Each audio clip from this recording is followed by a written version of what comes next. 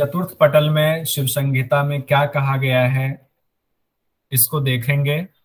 ये बहुत ही इंपॉर्टेंट पटल है क्योंकि इसमें मुद्रा के बारे में जानकारी दी गई है। मुद्रा, जो 10 मुद्रा बताए गए हैं उस 10 मुद्रा से पहले इसमें योनि मुद्रा को बताया गया है। यानी सबसे पहले चतुर्थ पटल शुरू होते ही सबसे पहले योनि मुद्रा की चर्चा है और योनि मुद्रा की विशेषता बताई गई है जिससे सवाल पूछे जाते हैं। तो 2 श्लोक इंपॉर्टेंट है इसमें, उसको हम लोग रिपीट भी करेंगे और फिर आगे 10 मुद्रा कौन सी है उसके बारे में जानेंगे। चतुर्थ पटल में पहले श्लोक में भगवान शिव कहते हैं कि अब मैं योग में उत्तम मुद्रा योग का अभ्यास बताता हूँ, जिसके अभ्यास मात्र से सभी व्याधि दूर हो जाती हैं। ठीक है, ये तो नॉर्मल है, उन्होंने कहा। अब दूसरे से लेकर 8वें श्लोक तक योनि मुद्रा की चर्चा है, विधि के बारे में बताया गया है।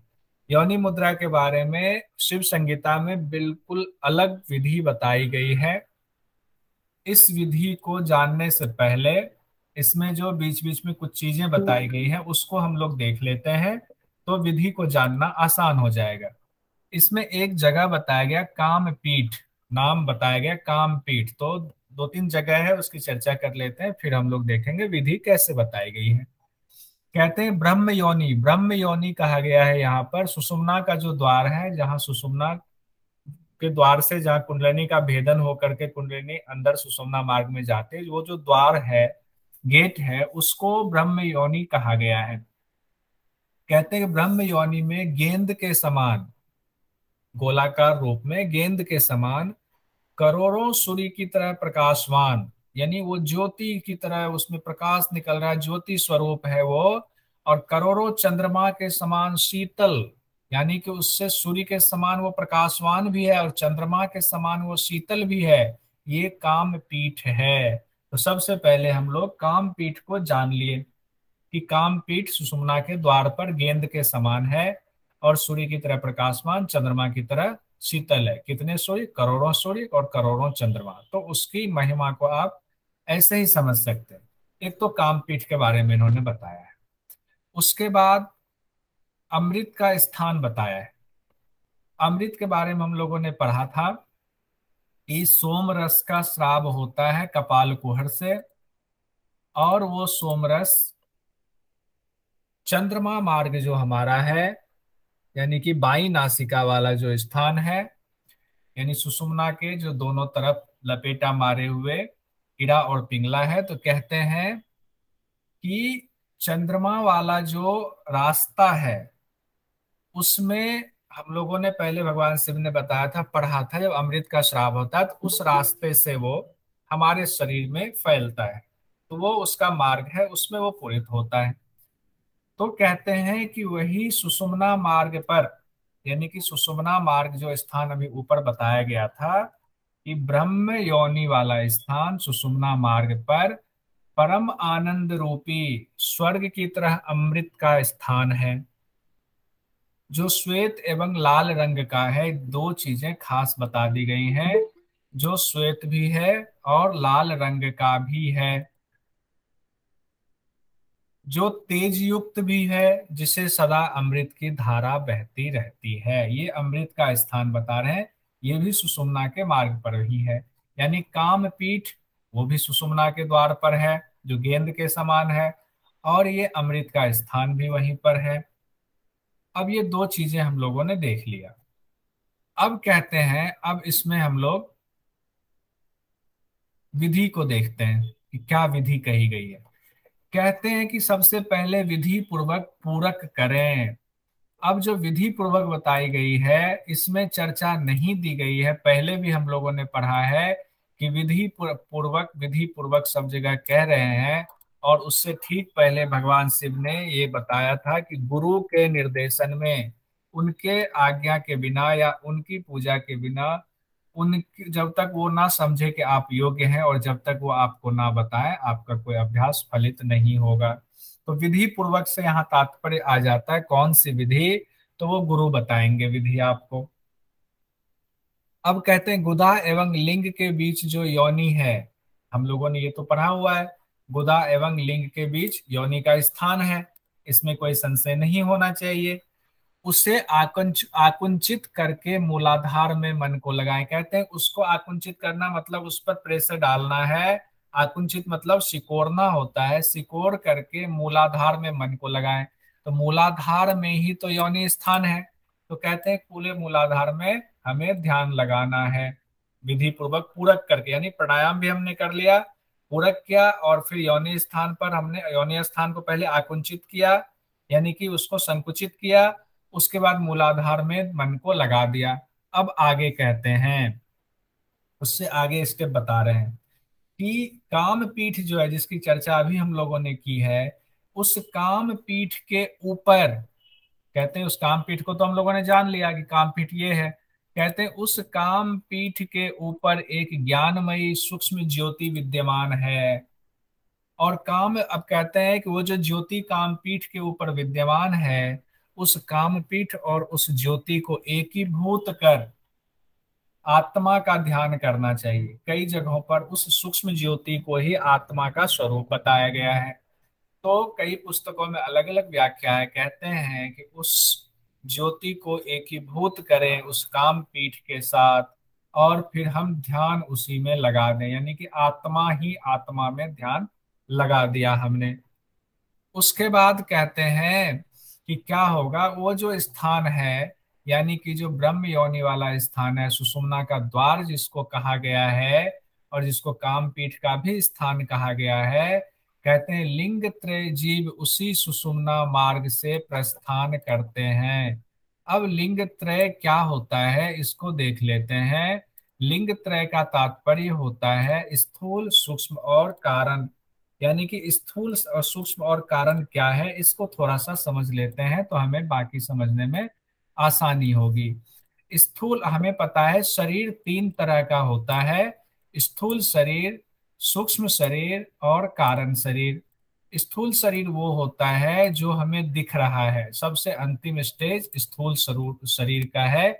जो हमारा शरीर दिख रहा है वो स्थूल शरीर है। सूक्ष्म शरीर क्या है, जिनसे स्थूल शरीर पैदा हुआ है, जिसमें तन्मात्रा भी आता है, एकादश इंद्रिय भी है। कहा गया है कि उन सूक्ष्म शरीर से स्थूल शरीर आया। तो सूक्ष्म शरीर में आपके एकादश इंद्रिय, पंच तन्मात्रा वाली चीजें आ गई, और स्थूल शरीर में आपका पंच महाभूत वाला आ गया। अब पंच महाभूत दिखता है और सूक्ष्म शरीर दिखता नहीं है। अब कहते हैं कि सूक्ष्म, स्थूल शरीर तो सूक्ष्म शरीर से निकला, सूक्ष्म शरीर कहाँ से निकला, तो कारण शरीर। कारण शरीर प्रकृति को कहा गया है। कहते हैं कारण शरीर कौन सा है, प्रकृति। प्रकृति से ही महत्तत्व आया, और महत्तत्व से फिर धीरे धीरे सूक्ष्म शरीर और फिर स्थूल शरीर तक हमारा इस तरह शरीर का निर्माण हुआ। तो ये तीन पार्ट में बांटा गया है। कहते हैं कि तीनों लिंग त्रय जीव जो है उसी सुषुम्ना मार्ग से प्रस्थान करता। अब देखिए, जब समाधि की स्थिति में जाते हैं तो पहले कहा गया पातंजलि योग सूत्र में भी कि स्थूल पर ध्यान लगाएंगे। स्थूल की जब सिद्धि होगी तो स्थूल लय हो जाएगा सूक्ष्म में, और सूक्ष्म लय हो जाएगा कारण शरीर में, और कारण शरीर शिव संहिता में कहा गया है, यानी कि माया कहा गया कारण शरीर को, वो लय हो जाता है ब्रह्म में यानी आत्मा में। तो इस तरह से पूरी समाधि का स्टेज बताया गया है। जैसे ये आगे बढ़ा वैसे ही पीछे जाता है। वही चीज यहाँ पर कह रहे हैं कि लिंग त्रय जीव उसी सुषुम्ना मार्ग से प्रस्थान करता है। यानी कि आपका जो लय होने की स्थिति आती है स्थूल से सूक्ष्म, सूक्ष्म से कारण, वो इसी सुषुम्ना मार्ग से होता है। अब यहां तक भी हम लोगों ने समझ लिया। अब एक बार इसको फिर ऊपर से रिपीट करते हैं, फिर नीचे जाएंगे। कहते हैं विधि पूर्वक ने पूरक कर लिया। पूरक करने के बाद क्या किया हमने, योनि स्थान को, जो कि गुदा और लिंग के बीच में योनि स्थान है, उसको आकुंचित किया यानी संकुचित किया, और मूलाधार में मन को लगा लिया। किस मूलाधार में मन को लगाया, उसमें और क्या हमें करना है, कहते हैं कि वहां जो काम पीठ है, जो करोड़ों सूर्य की तरह प्रकाशमान है, करोड़ों चंद्रमा के समान वो शीतल भी है, कहते हैं उस काम पीठ के ऊपर एक ज्ञानमयी सूक्ष्म ज्योति विद्यमान है। उन दोनों को एकीभूत मानकर उनको लय करते हुए आत्मा का ध्यान करना है उसी सुषुम्ना के मार्ग पर। अब इतना ही ये योनि मुद्रा है, लेकिन इतना ही योनि मुद्रा नहीं है, आगे भी बताया गया और कुछ करना है। कहते हैं क्या करना है, तो वही सुषुम्ना मार्ग पर अमृत का स्थान है, जो अभी चर्चा हुई, जो अभी बताया कहते हैं जो तेज युक्त अमृत की धारा बह रही है वहां पर, उसमें उस अमृत का पान करें, यानी आपने एकीभूत कर लिया काम पीठ को और उस ज्योति स्वरूप को, और उसको ध्यान लगा रहे हैं। हम कहते हैं कि वहां पर एकदम ध्यान लगाए कि हम अमृत का पान कर रहे हैं। कहाँ अमृत का पान कर रहे हैं? वहीं सुषुम्ना मार्ग पर अमृत का स्थान है। और कौन सी अमृत है वो वही अमृत है जिसके बारे में हम लोगों ने पढ़ा था, जो सोमरस जिसको कहा था, उस सोमरस की चर्चा हो रही है। कहते हैं कि उस सोमरस का पान कर उसी सुषुम्ना मार्ग में प्रविष्ट हो। तभी ऐसा तभी होगा जब आप कहते हैं कि सुषुम्ना में जो सोमरस है उसका पान हम कैसे कर पाएंगे। कहते हैं वो आप तब कर पाएंगे जब योनि मुद्रा का बारंबार अभ्यास करेंगे, अन्यथा आप उस अमृत का पान नहीं कर पाएंगे। अब यहाँ खेचरी मुद्रा से इसको अभी नहीं जोड़ेंगे, ध्यान रखना है। तो योनि मुद्रा कहा गया है किसको, कि पूरक करें और योनि स्थान को संकुचित करें, मूलाधार में ध्यान लगाएं, उसके बाद उस सूक्ष्म ज्योति को कामपीठ के साथ एकीभूत करते हुए आत्मा का ध्यान करना है। ऐसा करने से क्या होगा, हम अमृत का पान कर पाएंगे। कहते हैं कि काल अग्नि आदि से संयुक्त, अब जीवात्मा के बारे में थोड़ी सी विशेषता बता रहे हैं। जो ज्योति स्वरूप जीवात्मा है, जिसके बारे में भगवान शिव ने एक जगह कहा हुआ है, वाराणसी में मैं काशी काशी यानी कि वाराणसी में मैं विश्वनाथ के रूप में मौजूद हूँ। तो कहते हैं कि हम लोगों ने घेरन संहिता में भी पढ़ा हुआ है कि हम लोगों ने क्या पढ़ा है, आज्ञा चक्र पे आत्मा का स्थान है, लेकिन ज्योति स्वरूप में वो मूलाधार में भी मौजूद है। उसी ज्योति स्वरूप मूलाधार में मौजूद की भी चर्चा हो रही है। अब भगवान शिव कहते हैं काल अग्नि आदि से संयुक्त शिव रूप जीवात्मा उसी सुधा सागर में लीन हो जाता है। जो अमृत की धारा बह रही है उस सुधा सागर में वो जीवात्मा जो कि शिव के रूप में मौजूद है, वो वहां लीन हो जाता है उस सुधा सागर में। अब कह रहे हैं कि यही योनि मुद्रा है जो बंध के द्वारा किया जाता है। योनि मुद्रा से संसार में ऐसा कुछ भी नहीं है जो साध्य ना हो। अब यहाँ जो ये वाली लाइन इंपॉर्टेंट है कि ये योनि मुद्रा बंध के द्वारा किया जाता है। यहाँ इसको लिखने का तात्पर्य है कि योनि मुद्रा का ही अभ्यास मेन है, बाकी जो 10 मुद्राएं बताई गई हैं वो योनि मुद्रा के लिए सहायक होंगी, इसका तात्पर्य ये है। यानी कि योनि मुद्रा मेन हुआ और बंध के द्वारा योनि मुद्रा को हम प्राप्त करेंगे, योनि मुद्रा में हम सिद्ध होंगे। कहते हैं जब योनि मुद्रा आपका कंप्लीट हो जाता है, संसार में ऐसा कुछ नहीं है जो साध्य ना हो। अब कहते हैं इसमें योनि मुद्रा की क्या विशेषता, उसके क्या फल है, जिससे संबंधित सवाल पूछे जाते हैं। उससे पहले भगवान कहते हैं 9 से लेकर 13वें श्लोक में कहा गया है, हालांकि कई जगहों पर श्लोक अलग अलग है, अलग शास्त्रों में, अलग पुस्तकों में, तो उसको छोड़ देते हैं। योनि मुद्रा और मंत्र को यहाँ पर जोड़ा गया है। योनि मुद्रा के फल बताने से पहले कहा गया है कौन इसके अधिकारी होंगे, किसको योनि मुद्रा का ज्ञान दिया जाना चाहिए।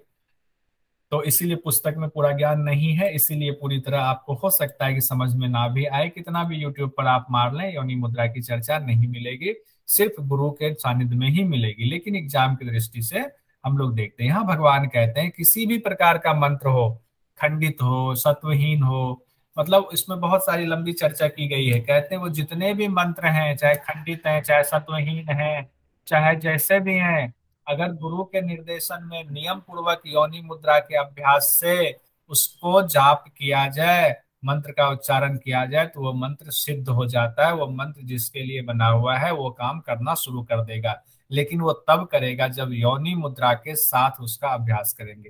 यानी योनि मुद्रा का अभ्यास कर रहे हैं और योनि मुद्रा के अभ्यास के बाद उनका जाप कर रहे हैं। तो कहा गया कि अब यहाँ गुरु उस चीज को ला दिया गया है कि बिना गुरु के होगा नहीं।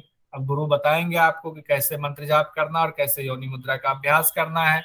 तो उसमें आगे कहते हैं कि गुरु का विधान है। गुरु क्या कहते हैं, योनि मुद्रा का ज्ञान तभी देते हैं जब वो शिष्य को पहले मंत्र का जाप अच्छे से करवा लेते हैं। कहते हैं जो शिष्य सहस्त्र अभिषेक के बाद, सहस्त्र अभिषेक मतलब सहस्त्र अभिषेक मंत्र का जाप, यानी कि सहस्त्र बार मंत्र का जाप जो कर लेता है, उसके बाद गुरु को लगता है कि हाँ इसमें अब क्षमता आ गई है, ये शिष्य अब हमारे योग्य है, तो उसे उस मुद्रा यानी योनि मुद्रा का ज्ञान देते हैं। तो एग्जाम में आ सकता है कि गुरु किनको योनि मुद्रा का ज्ञान देते हैं, तो गुरु उन्हीं को योनि मुद्रा का ज्ञान देंगे जिन्होंने सहस्त्र अभिषेक का पालन किया है गुरु के कहने पर। अब कुछ कुछ चीजें यहाँ गुरु के लिए छोड़ी गई हैं, कुछ चीजें क्या, ज्यादातर चीजें ही गुरु के लिए छोड़ी गई हैं। भगवान शिव ने सिर्फ यहाँ निर्देश दिया है कि आप गुरु को ढूंढे, तो इस तरह से आपको ज्ञान मिलेगा। अब जो एग्जाम की दृष्टि से कहा गया 14 से लेकर 19 तक, वो देख लीजिए, बहुत इंपॉर्टेंट है। इसमें हम लोग श्लोक पर भी आएंगे। श्लोक संख्या 15 और 16 हो सकता है आपकी पुस्तक में अलग हो, इसको भी बोल करके भी हम लोग पढ़ लेंगे, क्योंकि इस हो सकता है कि इस बार ये श्लोक आ जाए, क्योंकि पिछली बार स्तोकम अनेकधा श्लोक वाला आया था, 2 बार पूछ चुका है, तो वो तो हम लोगों ने रिपीट कर लिया था। ये 2 श्लोक हम अभी रिपीट करेंगे। उससे पहले देखते हैं योनि मुद्रा के अभ्यास से क्या होता है। कहते हैं कि योनि मुद्रा ऐसा इंपॉर्टेंट है, इतना महत्व देने वाला है ये, कि हजारों ब्रह्म हत्या भी किया हो अगर आपने, तो हजारों ब्रह्म हत्याओं का अपराध भी खत्म हो जाता है, उसका पाप नहीं लगता है। ऐसा हो सकता है क्या? भगवान शिव कहते हैं हाँ ऐसा हो सकता है। हजारों ब्रह्म हत्या भी कर लिया हो अगर आपने, योनि मुद्रा का अभ्यास कर लिया, तो योनि मुद्रा में होता क्या है? योनि मुद्रा में होता आप अपने आत्म स्वरूप में पहुंचने की स्थिति में एक तरह से आ जाते हैं। तो कहते हैं तब तो कि कोई भी कुछ भी आपके ऊपर पाप है, वो पाप लगेगा कैसे? क्योंकि आपने ज्ञान को प्राप्त कर लिया है। तो एग्जाम की दृष्टि से उतना अंदर ना जाते हुए, ब्रह्म हत्या, हजारों ब्रह्म हत्याओं का अपराध भी, पाप भी नहीं लगता है। उतना ही नहीं, कहते तीनों लोकों के नाश का अपराध, अगर उन्होंने तीनों लोकों का नाश, एक तरह से ये क्या है, अलंकार रूपी बातें कही गई है, कि मतलब गंभीर से गंभीर अपराध भी अगर आपने किया है, योनि मुद्रा को आपने सिद्ध कर लिया, तो पाप नहीं लगता है। लेकिन एग्जाम की दृष्टि से शब्द से ही जाना पड़ेगा कि तीनों लोकों के नाश का अपराध भी नहीं लगता है अगर आपने योनि मुद्रा का अभ्यास कर लिया, सिद्ध कर लिया तो। इतना ही नहीं, गुरु की हत्या करने वालों को भी पाप नहीं लगता है। अरे बाबा, इतनी बड़ी बात कही गई है इस अभ्यास के बारे में, यानी योनि मुद्रा के बारे में। मदिरापान चोरी के काम में लिप्त, अब मदिरापान चोरी तो इस अपराध के सामने कुछ भी नहीं है, बहुत छोटा अपराध है। उसके बाद कहते हैं जो और भी बड़ा अपराध एक है, गुरु सैया में भोग करने वाला भी पाप से मुक्त हो जाता है।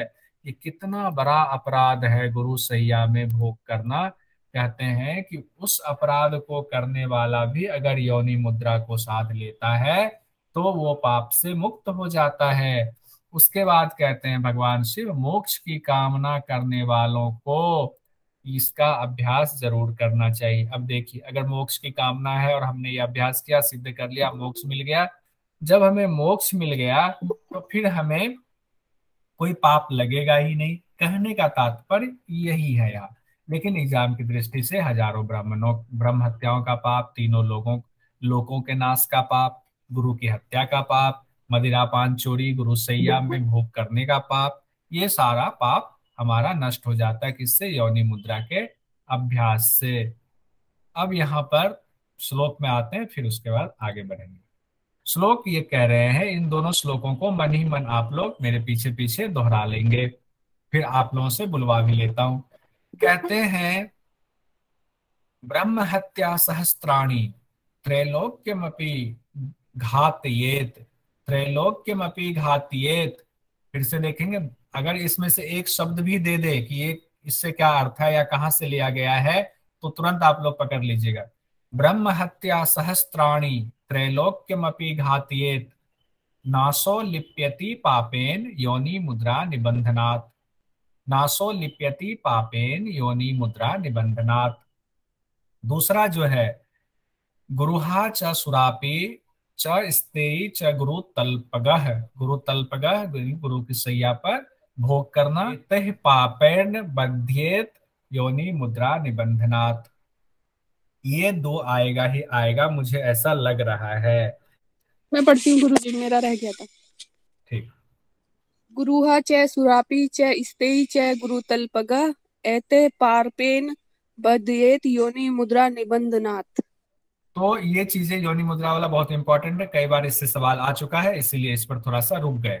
अब आगे कहते हैं अभ्यास की महत्ता। कहते हैं कि आप सिर्फ ये नहीं कि योनि मुद्रा के बारे में गुरु ने आपको बता दिया और आप जान गए और आप बहुत बड़े विद्वान हो गए, ऐसा कभी ना समझें। तो भगवान शिव कहते हैं कि अभ्यास से ही सफलता मिलेगी, इसीलिए अभ्यास जरूर करें। अभ्यास ही मोक्ष को प्राप्त कराता है, अभ्यास से ही ज्ञान प्राप्त होता है, योग में प्रवृत्ति होती है अभ्यास से ही, मुद्राओं की सिद्धि भी अभ्यास से ही मिलती है। तो हम लोग सब लोग जानते हैं कि अभ्यास नहीं करेंगे तो कितना भी आप ज्ञानी है, आपने सारी पुस्तक पढ़ ली है, याद कर लिया है, नेट जेआरएफ आपने निकाल लिया है, बिना अभ्यास के आपको कुछ भी नहीं होने वाला है, योग का जरा सा भी आपके अंदर नहीं आएगा। कहते हैं अभ्यास से ही प्राणायाम सफल होता है, अभ्यास से ही मृत्यु टल जाती है, वाक सिद्धि मिल जाती है, विचरण शक्ति मिल जाती है, सारा कुछ। यानी कहने का मतलब ये कि इन्होंने, भगवान शिव ने अभ्यास की महत्ता को बताया है कि इसीलिए आप अभ्यास करें, तब जाकर के योनि मुद्रा में सफल होंगे, तब ये सारे फल जो है वो आपको प्राप्त होंगे, यानी कि आप एक तरह से मुक्त हो जाएंगे।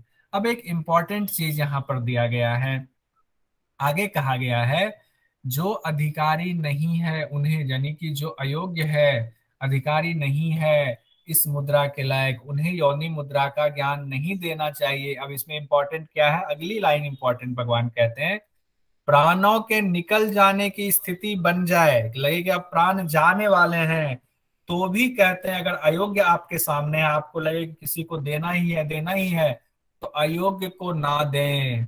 और कई बार ऐसा भी होता है कि कोई ऐसा आ गया दुष्ट प्रवृत्ति का कि हमें ज्ञान दे दो, नहीं तो हम तो आपके प्राण ले लेंगे। कहते हैं प्राण निकल जाने की स्थिति आ जाए तब भी इसे किसी अयोग्य को नहीं देना चाहिए। हालांकि वैसे तो गुरु इतने सिद्ध होते हैं कि कोई इस तरह से धृष्टता नहीं कर सकता है, लेकिन भगवान शिव ये निर्देश देते हैं गुरुओं के लिए कि जो अधिकारी नहीं है उन्हें योनि मुद्रा का ज्ञान नहीं दे, क्योंकि जब भले ही आपके प्राण निकल जाने की स्थिति क्यों ना बन जाए। ये इंपॉर्टेंट था। उसके बाद 21 और 22 नंबर, 20 और 21 श्लोक में कुंडलिनी के बारे में जानकारी दी गई है। अब यहाँ तक तो योनि मुद्रा का की बात हो गई। अब कहते हैं योनि मुद्रा की बात के बाद कि कुंडलिनी जागरण पर क्या होता है, यानी कि जब आपका कुंडलिनी जागृत हो जाती है तो उस समय स्थिति कैसी होती है उसके बारे में बता रहे हैं। कह रहे हैं गुरु कृपा से जब कुंडलिनी जाग जाए तो सभी चक्र तथा ग्रंथियों का भेदन हो जाता है। अगर इससे संबंधित आ गया आपके एग्जाम में कि शिव संहिता के मुताबिक कुंडलिनी जागरण से क्या होता है, तो सभी चक्र तथा ग्रंथियों का भेदन हो जाता है। तो अब सवाल इसमें उठता है तो फिर कुंडलिनी जागरण कैसे करें, जो कुंडलिनी इतनी इंपॉर्टेंट है कि उसके जागृत होने से सभी चक्र तथा ग्रंथियों का भेदन हो जाता है, उस कुंडलिनी को कैसे जागृत करें। तो अब सवाल ये, क्या अभी तक योनि मुद्रा का अभ्यास हम लोगों ने जो पढ़ा, क्या उससे कुंडलिनी जागृत नहीं होगी? तो उसका जवाब यह है कि योनि मुद्रा बहुत ऊपर की चीज है, वो उसके लिए बाकी मुद्रा का अभ्यास करना है, जैसा कि ऊपर कहा जा चुका है। तो कहते हैं तो फिर कुंडली जागरण कैसे हो, तो भगवान शिव कहते हैं ब्रह्म द्वार पर जो कुंडलिनी सोई हुई है उसको जगाने के लिए 10 मुद्राओं का अभ्यास करेंगे। वो कौन सी 10 मुद्रा है उसके बारे में जानकारी दे रहे हैं। भगवान शिव कहते हैं वो 10 मुद्रा हैं, कौन कौन सी 10 मुद्रा का अभ्यास करें वो देख लो।